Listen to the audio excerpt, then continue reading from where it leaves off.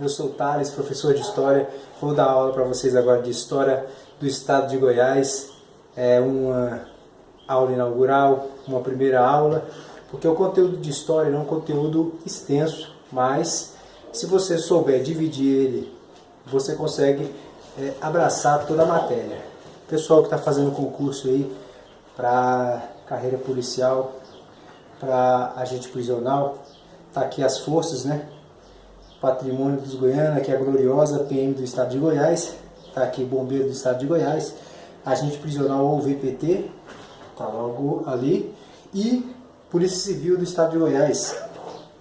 Estado de Goiás que tem uma história muito interessante, e aí você, passando na prova, você pode tomar posse de um bichão desse aqui, de um...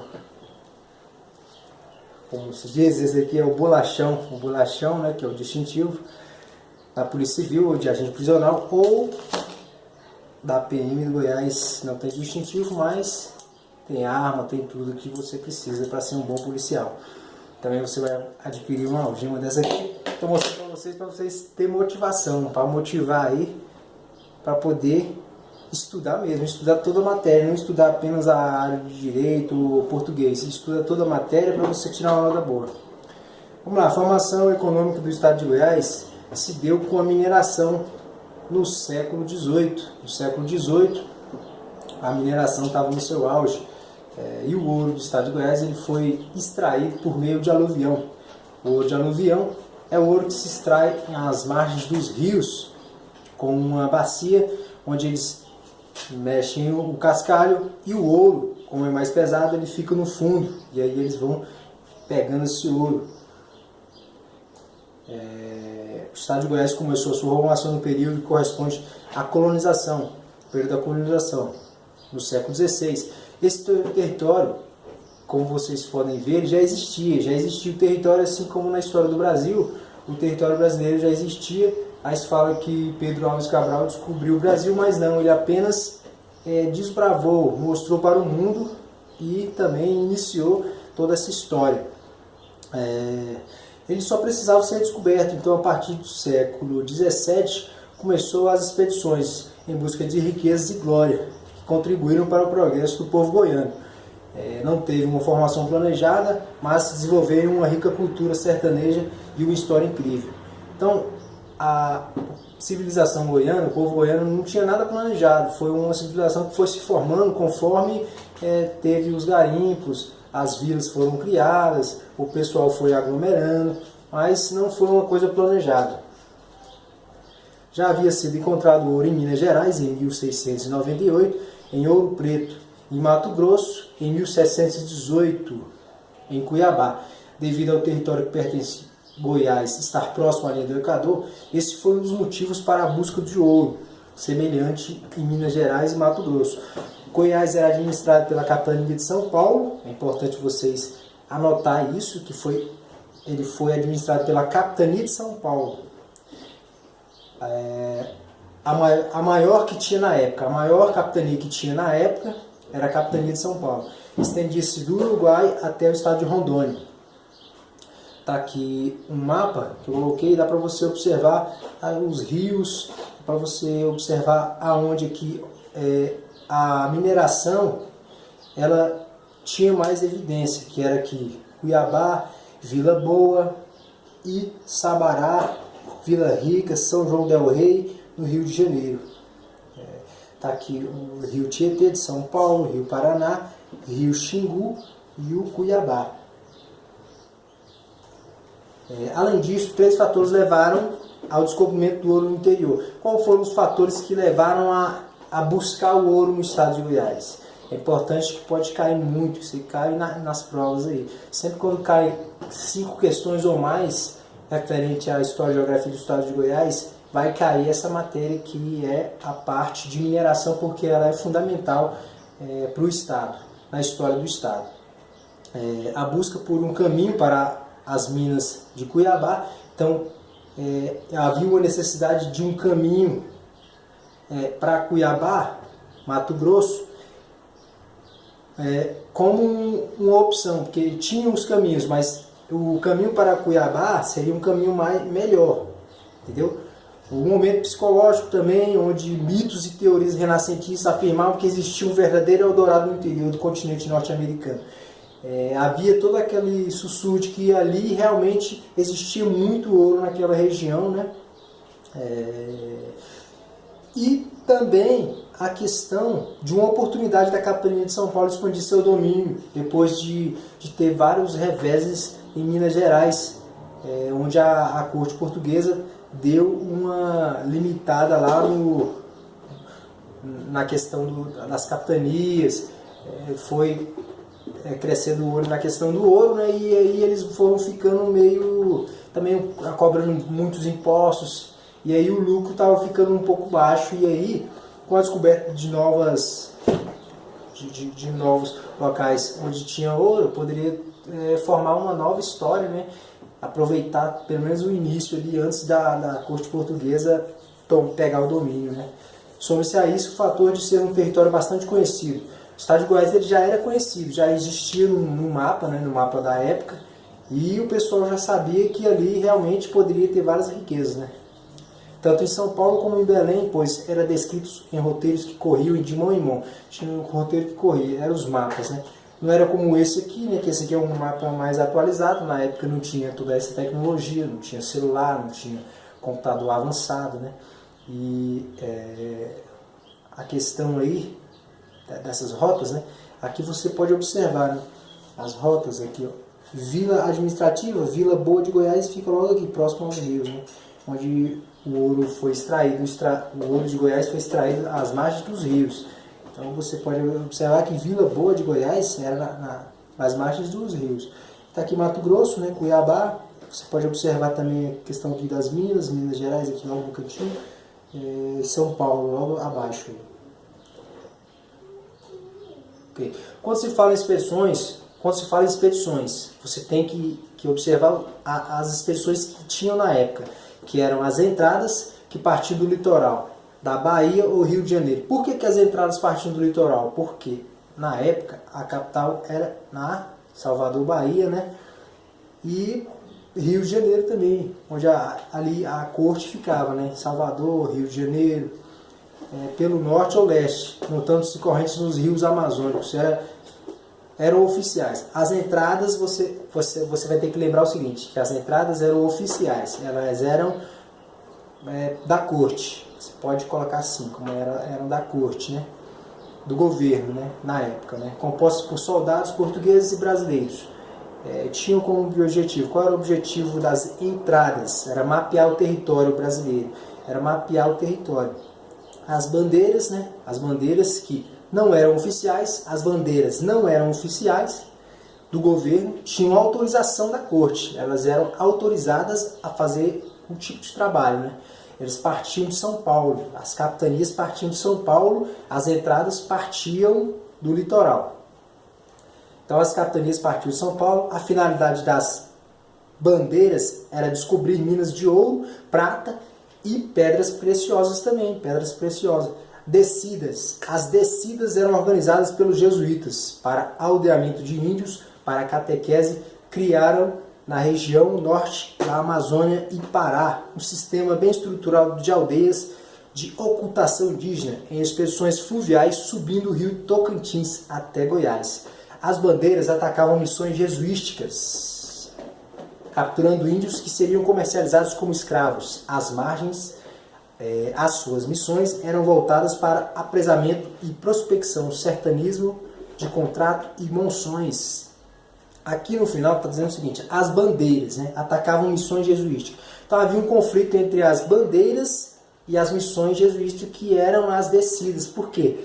Os jesuítas eles iam para catequizar os índios, eles não aceitavam que o índio fosse aprisionado para ser escravizado, e até dificultava a situação.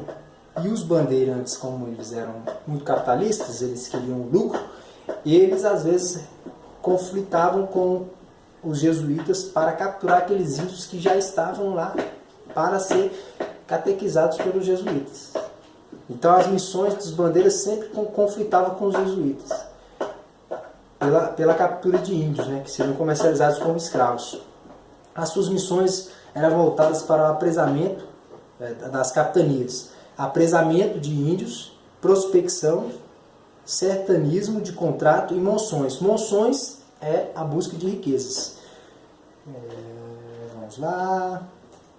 As expedições de bandeiras vinham da capitania de São Paulo. Os bandeirantes vinham da capitania de São Paulo. O objetivo é o aprisionamento de índios para mão de obra escrava e busca de riquezas como ouro, prata, pedras preciosas. A bandeira mais famosa na época é a bandeira de Francisco Bueno. Não, no caso essa não é a mais famosa, mas é uma das primeiras, né, de Francisco Bueno, né? Foi a primeira a encontrar ouro em Goiás. Francisco Bueno, que era pai de Bartolomeu Bueno da Silva, o famoso Anhanguera. Então Francisco Bueno ele encontrou ouro em 1682. O ouro que foi encontrado foi em quantidade pouca, né? O que foi escrito foi que ele encontrou esse ouro em pouca quantidade. Nessa expedição, o seu filho Bartolomeu Bueno da Silva estava junto. E, com o passar dos anos, 40 anos depois, o Bartolomeu Bueno da Silva voltou ao território goiano e encontrou em 1722 ouro em maior quantidade às margens do Rio Vermelho, o que seria chamado de o Anhanguera. É importante colocar para vocês a lenda da história em que Bartolomeu Bueno da Silva chegou ao local, encontrou essa quantidade de ouro, mas existia uma história que corre que é o seguinte, que ele pegou uma bacia, colocou cachaça e na frente dos índios, porque quando ele chegou e começou ali a buscar do ouro, chegou várias índias e ela chegou adornada com ouro, com pedras, e o Bartolomeu não tinha intimidade para chegar para os índios e pedir para eles trazer aquilo que estava nas índias, até porque era inviável.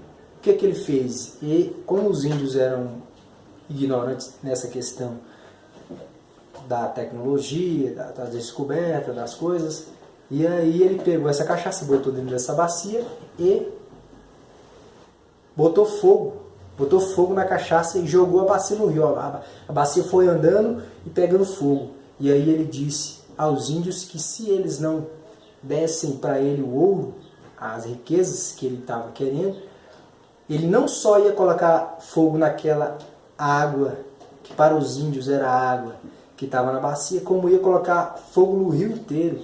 E aí os índios foram, dizem a lenda, que eles entregaram ouro ao Anhanguera, que trouxeram bastante ouro para ele não botar fogo no rio. Essa é a lenda que corre a questão do Anhanguera. Por isso que ele pegou esse apelido de Anhanguera, que significa diabo velho. Tá aí o Anhanguera, Bartolomeu Bueno da Silva. E essa imagem aqui é uma imagem que retrata a época, né? Não se sabe se esse aqui era esse aqui era o Francisco Bueno e esse Bartolomeu Bueno da Silva, né? Ou se esse realmente é o Anhanguera e esse pode ser outro expedicionário também. Foi então com a descoberta do ouro que a ocupação do território que hoje compreende Goiás passou a ser permanente. Então, com a descoberta do ouro em maior quantidade por Bartolomeu Bueno da Silva, Goiás passou a ser um local de morada, onde as pessoas passaram a ficar no local, né? Então ficava no local para poder em busca do ouro, né? Em busca de riquezas, né? Ao retornar, quando Bartolomeu Bueno da Silva retornou e revelou o achado, foi nomeado capitão-mor das minas das terras de Goiás, na época. Então, com a migração em busca de riquezas, funda-se Vila de Santana. Então, Vila de Santana foi a primeira vila formada, né, fundada assim, na região que hoje é Goiás, né, em 1727, depois chamada de Vila Boa de Goiás.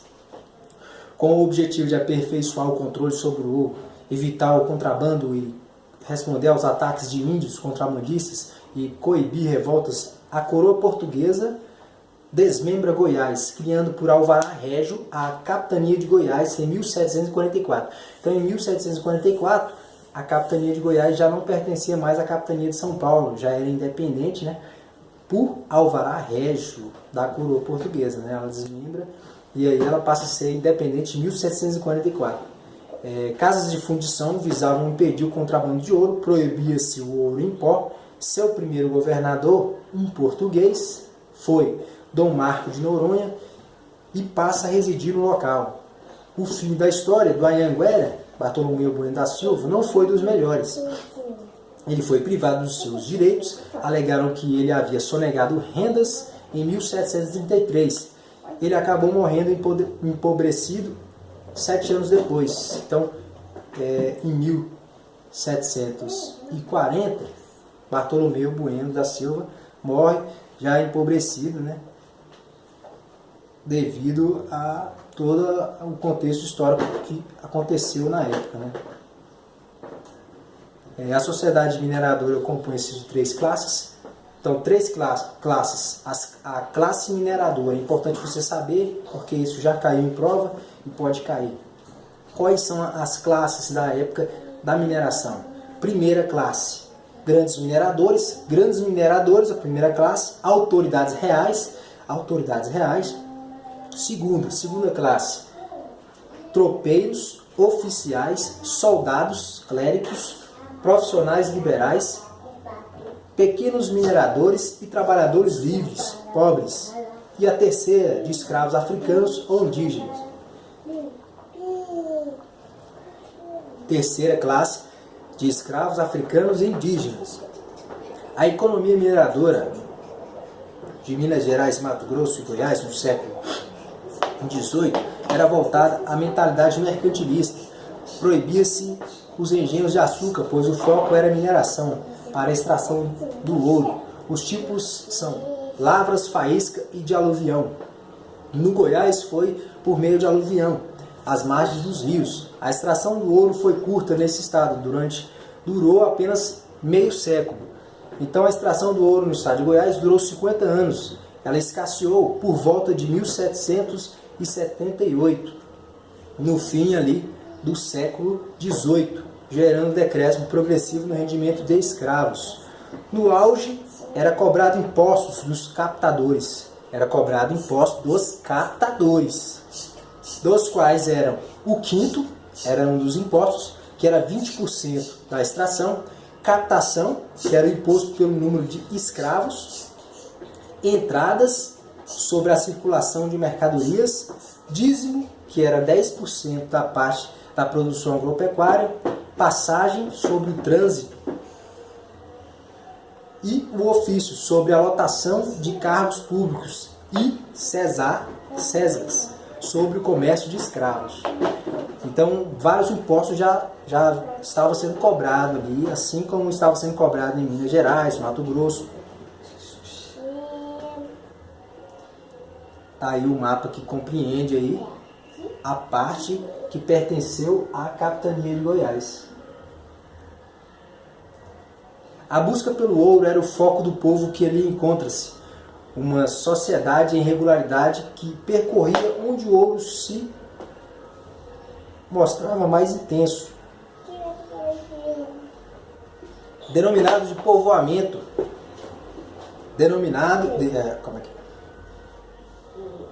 Percorria onde o ouro mostrava mais intenso, denominando de povoamento sazonal. Ele era denominado de povoamento sazonal, pois provocava o deslocamento populacional em busca de ouro e resultava na formação de vilas. Então, povoamento sazonal era um povoamento que não ficava fixo num lugar só. Aonde tinha o ouro mais em abundância, o povo se deslocava, né? O ouro ia se escasseando numa parte, eles iam para outra parte. O ouro se escasseava naquela parte, ia para outra parte, em busca de ouro em maior quantidade, né? E isso fazia com que formasse vilas nos locais onde eles se encontravam. Formavam as vilas e aí eles iam criando os locais. Formou uma vila aqui que tinha bastante ouro. Acabou o ouro aqui, ia para outro lugar, formava outra vila. Então a extração era por meio de aluvião. veio a se escassear em 1770. As atividades de garimpagem ocorriam às margens dos rios Corumbá e Crixás. Atividades de garimpagem, rios Corumbá e Rio Crixás. Descoberta foi no Rio Vermelho. Tá aqui um gráfico onde você pode observar que a questão do ouro, a questão da mineração aqui, teve o seu auge no século XVIII, iniciou o seu trabalho no século XVIII, 1700, e 1750, fim do século XVIII, o auge, e no século XIX ele foi decrescendo, foi abaixando o nível, né? Até que no início ali, em 1820, o ouro já havia escasseado. E aí passa a ser outro o meio, né, de renda, né? A questão da cana-de-açúcar, que era proibido naquela época, porque a cana-de-açúcar não era o foco. Porque fazia cachaça, né? Muitos entravam na cachaça e não garimpava direito. E também a questão porque ele estava focado na mineração. Então, ali é o seguinte, o minerador era o cara. E aí, no século XIX aqui, em 1830, o café já começa o auge. Então, nessa questão que fala aqui na época da mineração, tem uma música, né, goiana, que ela é muito interessante, que ela conta a história dessa época aqui. Ela conta a história. Então, você fazer a interpretação dela, você vai entender. Que é aquela que fala assim, fizemos a última viagem, foi lá pro sertão de Goiás. Então nessa parte ele fala assim, que eles viajavam muito. Então era um povoamento sazonal. Viajavam de um lugar para o outro. Aí ele fala, foi eu e o Chico Mineiro, também foi o capataz. Então nessa parte ele já relata o seguinte, você pode interpretar que ele era escravo, que ele fala que foi ele e o Chico Mineiro e também foi o capataz do escravo, que era ele e o Chico Mineiro. Aí ele conta a história seguinte, viajam muitos dias, naquela época era de cavalo e tal, para chegar em Ouro Fino. Ouro Fino, então o Triângulo Mineiro pertencia à capitania de Goiás. Aí ele fala, fui a Ouro Fino, tá.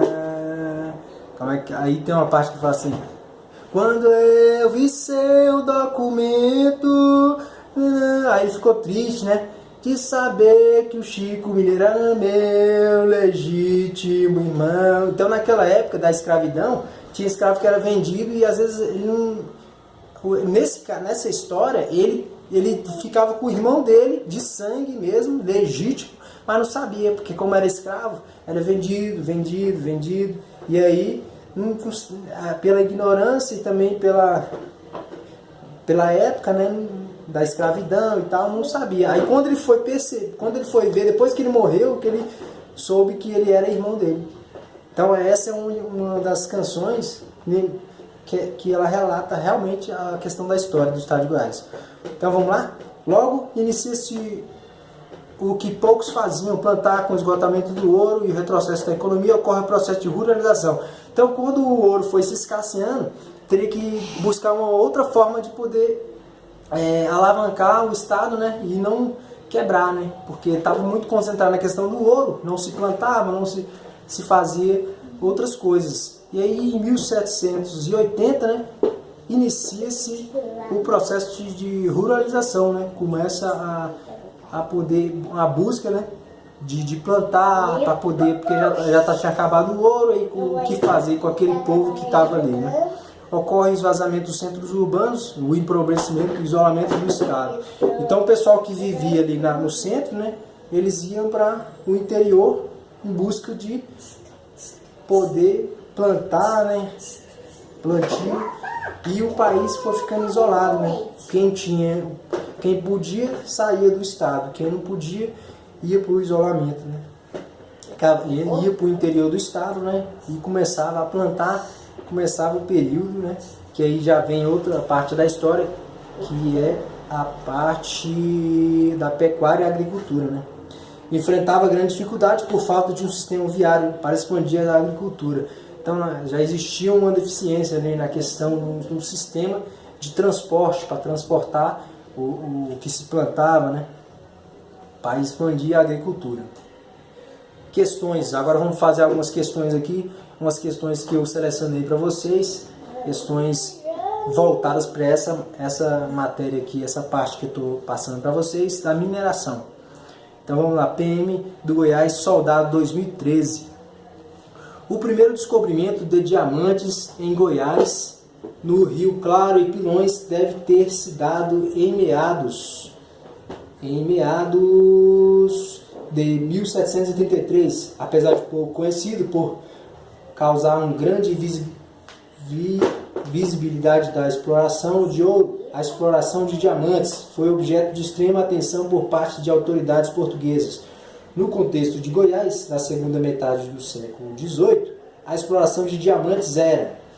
Então aqui está falando sobre a questão da exploração de diamantes. Então, como vocês veem, a história não fala apenas em ouro ou pedras, fala de pedras preciosas, que eram os diamantes, também fala de prata. Então, vamos ver as alternativas. Letra A, aberta a todos os mineradores, desde que reconhecesse o quinto para a coroa? Errado, essa aqui, porque não era aberto a todos os mineradores. Você tinha que ter autorização para poder fazer esse tipo de trabalho. Aberta a todos os mineradores, desde que recolhessem a taxa de captação? Alternativa B, negativo. Quando fala aberta aqui, você já pode eliminar essa alternativa. Restrita aos contratadores legalmente autorizados que recolhiam o quinto? Não, quem recolhia o quinto aqui não eram os contratadores. Está errado. Restrita aos contratadores legalmente autorizados que recolhiam a captação? Letra D? Sim, letra D, restrita. Era restrita, né, aos contratadores legalmente autorizados. Tinha que ter autorização. E recolhiam a captação? Sim, recolhiam a captação, né, depois que o quinto era recolhido, depois, né, que era cobrado aí pela outra classe, né, que era dos cobradores da época, né. Vamos ver? Certinho, a letra D, restrita aos contratadores legalmente autorizados que recolhiam a captação. Essa questão caiu em 2013, na prova de soldado da PM.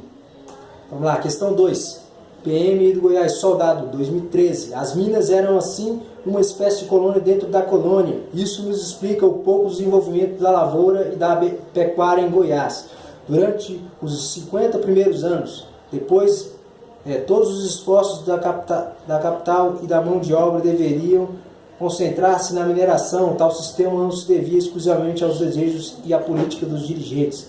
Era também decorrente à mentalidade do povo. A sociedade goiana desenvolveu códigos bastante peculiares durante o ciclo do ouro. A profissão de um indivíduo determinava seu prestígio a partir da necessidade de prioridades específicas da época. De acordo com a mentalidade popular do século XVIII, vamos ver lá, alternativa A, o vaqueiro é desprezado? Não, já aqui você já pode eliminar, negócio de vaqueiro desprezado, não se desprezava assim não, pois se tratava apenas de transportador de riquezas produzidos. Negativo. B, o roceiro era considerado importante, pois era o único que produzia alimento na região? Errado, o roceiro não era importante. Importante era o minerador na época, e ele não era o único a produzir alimento. Letra C, profissão de mineiro era considerada mais honrosa? Sim. Tendo mais alto status social da capitania? Sim, era na primeira. Quando você volta à aula, você vai ver que eu falei sobre isso aí, a questão das classes. Da primeira classe, tá lá, o mineiro era considerado mais honrosa. Agora, se a questão falasse o pequeno minerador, aí não, já era a segunda classe. Mas aqui está falando do mineiro. Então a questão certa aí é a C. Vamos ver a D, atividade de coletor e imposto gozava de grande popularidade. Errado. Coletor, que é aquele que cobrava lá o quinto, que cobrava os impostos, ele não era popular. Era um cara que eles rejeitavam ele. Ninguém queria esse cara na sua porta, fazendo cobrança. Então ele não era popular. Então a questão certa é a C. Vamos ver? Questão C, correta aí, 2013. Vamos lá. Questão 3. Rapidinho. Questão 3. Durante a Idade Moderna, prevalece a Europa a prática... Aqui fala todo um contexto, tá? Vamos lá. No final, nesse contexto se processou a ocupação das áreas interioranas da América Portuguesa, que no caso específico de Goiás